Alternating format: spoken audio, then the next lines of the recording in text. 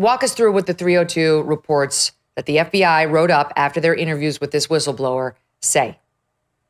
Yeah, so let's give you a sense of who this person is. We don't know their name because the name is redacted, but we know their career. They're a career intelligence officer. So they started in the executive branch as an intelligence officer, and then they get detailed to the Democratic side of the House Intelligence Committee. Eventually, this person inherits as his boss, Adam Schiff, when Adam Schiff takes over as the Democrat minority ranking member on House Intelligence in 2016.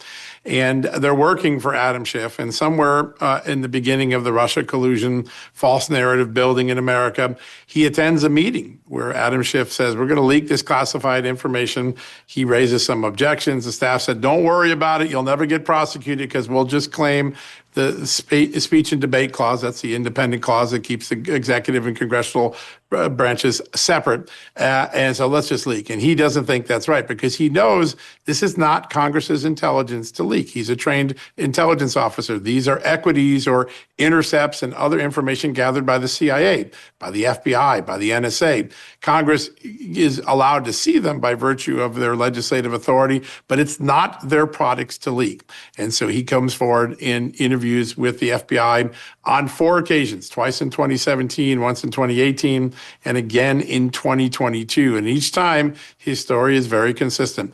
I witnessed a member of Congress authorizing the leak of classified information. I think it's treasonous. I think it's illegal. I think it's unethical.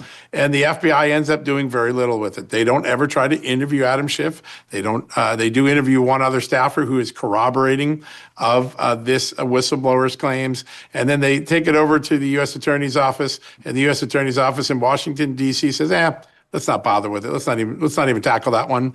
And Adam Schiff walks without any consequence or any further investigation. Now, if you go back at the time, you could see Jeff Sessions and Rod Rosenstein and Chris Wray saying, we're taking these leaks very seriously. We don't like these leaks. We're going to go after them. It turns out they didn't do very much seriously at all. They swept it under the rug. And Adam Schiff is one of many people that the FBI had strong reasons to believe was leaking the nation's most valuable secrets.